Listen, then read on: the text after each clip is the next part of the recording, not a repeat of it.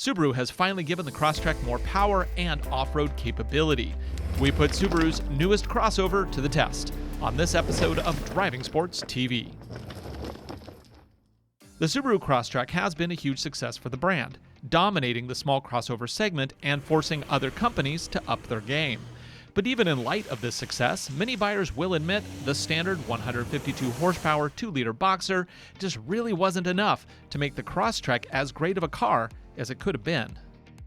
After 9 model years, Subaru has finally delivered a faster Crosstrek. This is the 2021 Subaru Crosstrek Sport. The Sport is one of 2 Crosstrek trims that comes standard with a larger 2.5-liter direct-injected boxer motor borrowed from the new Subaru Legacy. Here it puts out 182 horsepower and 176 pound-feet of torque, just like in the Legacy. But where the Legacy weighs in at 3,500 pounds, the Crosstrek is 300 pounds less, which should make this a more interesting combination. In this configuration, the only transmission option is a CVT, and Subaru's active torque vectoring all-wheel drive is standard. If you want a manual transmission, that is still available on the Crosstrek, but only in base and premium trims that come with the slower 2-liter engine. The new 2.5 is standard on Sport and Limited trims. EPA rates this model at 27 miles to the gallon in the city and 34 on the highway. So you're only really giving up 1 mpg on the highway for 30 more horsepower. Yeah, I think that's fair. So normally this is where I tell you the price, and you go, what? Because it's usually the top of the line model that we get to review, because they want us to see all the features. However, this time it's not like all those other times, because this car is mine. Or more accurately, it's my wife's. So of course we're going to take it off-roading a little bit later. First, let's see what's different on this Crosstrek Sport. The Crosstrek Sport starts at $26,495. The one we picked up came with all-weather liners with matching seat back protectors and package number 3, which includes a mirror compass, auto-dimming mirrors, LED cabin lights, and a rear bumper cover. Final price was $28,655, including a $1,050 destination fee.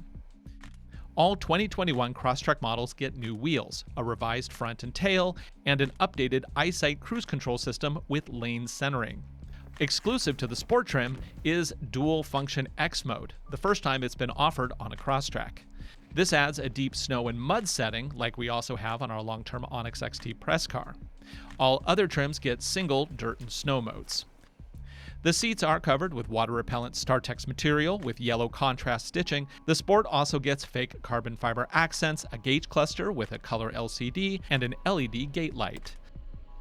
Cargo volume on all 2021 Crosstreks are 20.8 cubic feet with the seats up. Fold them down for up to 55.3 total volume. Under the floor is, of course, a spare.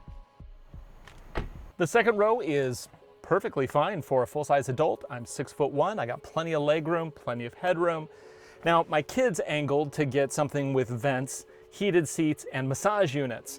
Admittedly, my kids are a little spoiled from all of the press cars we get, but yeah, we don't have a Mercedes S-Class in our budget. Up front, there are lots of indications that this is a special trim package. Yellow accents on the wheel, seats, and dash matching the Sport badging on the back. We also chose to enable Subaru's Starlink system with the mid-tier Security Plus package. This is $75 for 3 years of service at the time of purchase, which is half the price of enabling it after the fact. This allows for remote start with climate control, location finder, an immobilizer if it's stolen, and if my teen borrows a Crosstrek when she's old enough to drive, which is shockingly soon, we can enable geofencing, speed, and curfew alerts. When Subaru's telematics system first launched, the iPhone app was horrible. In fact, it was unusable because it crashed all the time. However, since I've been testing with this vehicle, I have to say, it's been working, and that's progress. Other features connected to the service are an AT&T Wi-Fi hotspot, which we did not enable, a push-button SOS for emergency response, and another button to trigger roadside service.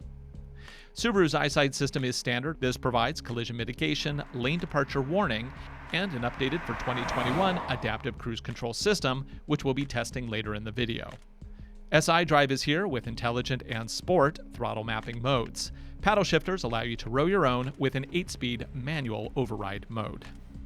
On my wife's shopping list for a new car, one of her must-have features were comfortable seats. I have to say these StarTex fabric seats are really soft, they're very supportive, and more importantly, you can actually adjust the headrest, which is really uncommon in mid-level trims. I'm 6'1", she's 5'4", and these seats fit both of us. Oh, the seats are also heated, which is going to be great in the wintertime. The infotainment system supports Apple CarPlay and Android Auto with a 6.5-inch touchscreen. There's nothing fancy here, but it does come with a CD player, which is becoming increasingly rare. Navigation does require the use of a mobile device plugged into USB. Once plugged in, you can use the hands-free button to trigger your device's mobile assistant. It, of course, also doubles as a backup camera. So overall, I really like this interior. I think Subaru's done a great job, again, at the price point with giving us something that's kind of cool, very unique, but also very functional. This is very functional, and the leather-wrapped steering wheel and the nice feel on the transmission selector, these are all good things.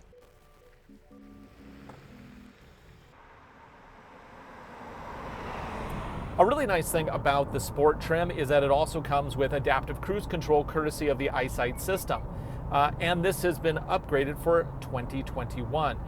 We now have not just adaptive cruise control, which I can set with a couple flicks of a button here, but now it has lane centering. They've included the little steering wheel button. I hit that, when it goes green, I can take my foot off the gas, hands off the wheel, and we're autopiloting in short distances. Obviously, this is not meant to replace driving or drivers paying attention to what they're doing, but it is a way of, cutting down fatigue on long trips. And today we have a little bit of a trip up into the mountains as we're going to test out the all-wheel drive system on this new Crosstrek Sport and see how well it does on our test course with the new 2.5-liter engine. Does more power make for a better off-roader? Generally, the answer is yes. So let's see if this is enough to make a difference.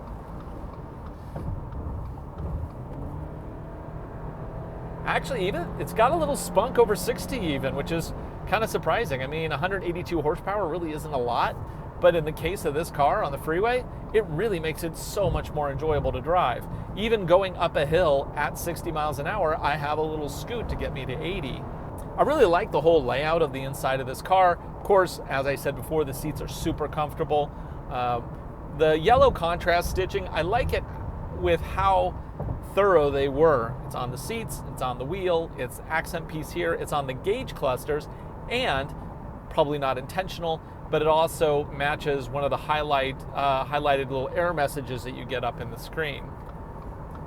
It's just nice when those things all kind of, closely match.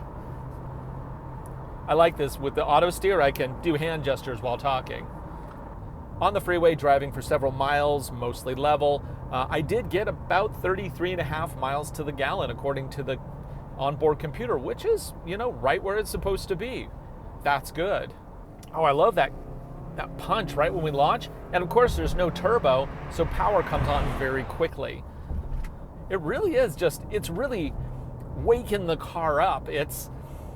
I loved the old Crosstrek, but this one is it's just so much better when everything is more responsive, you have more power, you still have really good handling.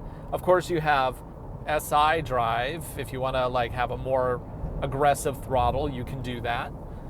Okay, let's try a 0 to 60, and I'm going to go ahead and put SI drive into Sport, which is the most aggressive throttle. Of course, I'm doing wide open throttle, so it doesn't really matter, but whatever. I'm going to stop completely. 3, 2, 1, go. Throttle down. And 60 at 8.23 seconds. Did the 0 to 30 at 3.12. It's pretty good. I mean, for what it is. I'll drag race anybody. Anybody driving a 2-liter Crosstrek, because this one's faster, but only relative. It's kind of funny because Subaru calls all of their all-wheel drive systems symmetrical all-wheel drive, but in fact, they have multiple systems and they all work very differently.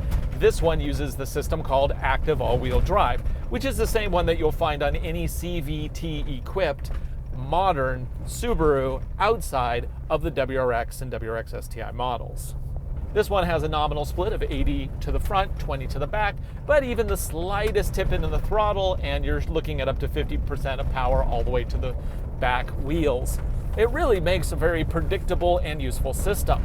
And then it also has another system called VDC on top of that that'll brake each wheel individually. And furthermore, it has a couple of logic programs as part of the X mode system, where it'll apply more aggressive individual wheel braking to not just prevent slip, but also to transmit more power back into the system because it has open differentials. When you have open differentials, if you have no means of stopping a wheel from spinning, like say you have 3 wheels that have grip and 1 with no grip, open differentials will send all the power to that 1 wheel that is spinning. What a system like VDC does detects that. It adds brake, slows that wheel down, which then pushes power back into the system where it can be more useful. We will see that really put to the test here on our hill climb test, where power will get shifted around between the 4 wheels. And because this Crosstrek now has more power than the old 2-liter model, it should be more effective, especially while climbing. I don't think I've ever gone off-roading in a car that has 97 miles on the odometer. Yikes. Just gotta remember, it's my wife's car. If I scratch this, I will never hear the end of it. Okay, I'm not gonna turn on X mode yet. We're gonna do this first obstacle without X mode, so you can kind of see how the system deals with, you know, it's a modest forest road. This isn't unusual for Washington State. Lots of our forest roads look like this. If you want to get up to a trailhead, you better be ready to hit something a little rocky. One thing I would like is an all-wheel drive activity display. I don't have one. Got to go up to the limited to get the digital display up here that shows that. Okay. I mean, clearly it's doing an okay job. That's not terribly difficult. But it's only going to get harder. And I have to be careful because there's no underbody protection on this car yet. It does not come with it, and I have not added it yet. Now keep in mind this is equipped with Geolander all seasons. They're not great, but I've taken them up here before. They should suffice. So the big question right now is not can it make it up? We know that. The real question is does it do better with the extra 30 horsepower? Is it going to be easier to get up? And to really put this to the test, I am going to stress it by stopping where you normally wouldn't want to stop, because in the real world, we make mistakes while off-roading and you don't want to get, stranded because you lifted when you shouldn't have. So my test is going to actually have me stop when I don't have power to all 4 wheels. So let's give it a try. Now, for this test, I am just going to use standard snow and dirt, which is X mode type 1. That's the X mode that you get on all Crosstreks. And we'll see how this does.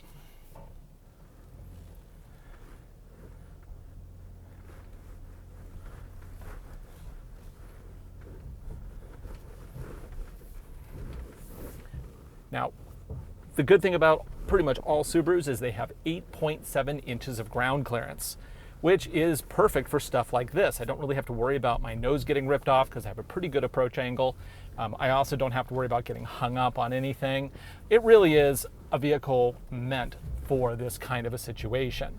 So I'm gonna put it up here so I really lift power off of 2 wheels. So right now I have very little grip on this wheel and the wheel in the back. And I've stopped completely, I'm in drive, I have X mode on. Now let's creep forward and see how power moves around the system. I'm just putting the throttle in, I'm not doing anything else. Oh yeah. See, it works really well, better than you might imagine. Now you might be saying, oh, that was super easy. Oh yeah? Well, let me show you the Honda CR-V just last week. You haven't seen this whole review yet, but I'll show you this part.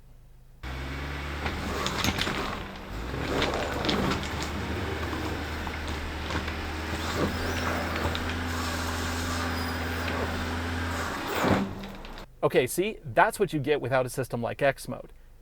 Now are you impressed? Let's continue on. So you might be asking, like, what's the real difference in the two different types of X Mode? Well, the first one is good for, shifting power around, but it really doesn't want to allow any slip. So type 2 allows for more slip. In addition to, like, mud and sand where you need more momentum to get out of a situation, it's kind of like doing traction control off, but not really, because it has smarter logic, and it also remaps things like throttle and a bunch of other things to optimize getting out of those tricky situations.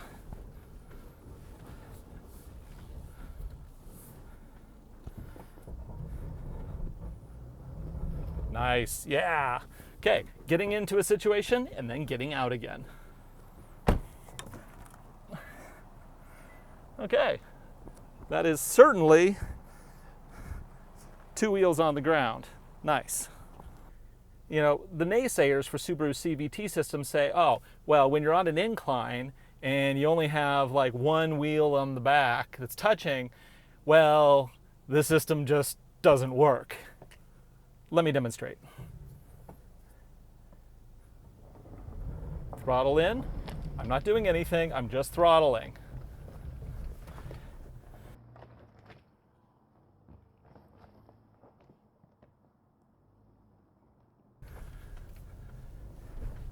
Let's go ahead and do the second part.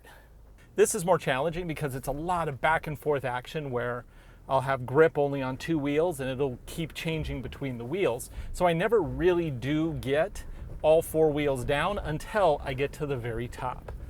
So let's see how it does. Now earlier I took the Subaru Crosstrek PHEV up here and it struggled. It really struggled, though it did make it up eventually. So right now I am still in X mode. I'm still in X mode, type 1. And it's doing great. Shifting that power around, getting it to the wheels that need it. Phenomenal. Yeah, come on, come on. Come on, you got this. Now the big one. The last one's the toughest. My back, and I also have to be really careful about not damaging the underside. So I gotta go real slow. Oh, yeah. Come on, can you do this? Yes, yes, yes! That actually wasn't even really that hard. That's amazing. Nice. Wow, really impressed. Okay, now let's go down again and see how well hill descent control works. So hill descent control on Subarus is it's like autopilot. I take my foot off, I creep up at a certain speed, I take my foot off, it then is supposed to maintain that speed. But it's a little quick sometimes. Oh, actually that's pretty good. My foot's not on the gas, my foot's not on the brake, I'm just letting the car do its stuff. Okay, this is a little quick, but not bad, really not bad. Overall, this car is amazing for the money. Super comfortable on the highway, great off-road. I mean, honestly, unless you need something bigger, this car is practically perfect. Again, that I kind of assumed it would be, but until you actually take it out like this, and when you're buying a car, they just don't let you do it on test drives. I know, right? They should. But man, I am really impressed with this car. So that's the 2021 Subaru Crosstrek Sport. My biggest complaint is that this is the Crosstrek they should have built when it was introduced in 2012. Also, I would love to see a manual with the 2.5 liter option. But this is the world we live in now, and I'm sure that's not going to happen. Of course, yes, you'll be seeing a lot more of this car in future episodes, maybe an Onyx XT versus Crosstrek Sport video? Post a comment below if you want to see something like that, or just give me a suggestion. We make these videos for you, and I hope you enjoy them. If you do, please like and subscribe. For Driving Sports TV, I'm Ryan Douthit, and I'll see you again right here next week.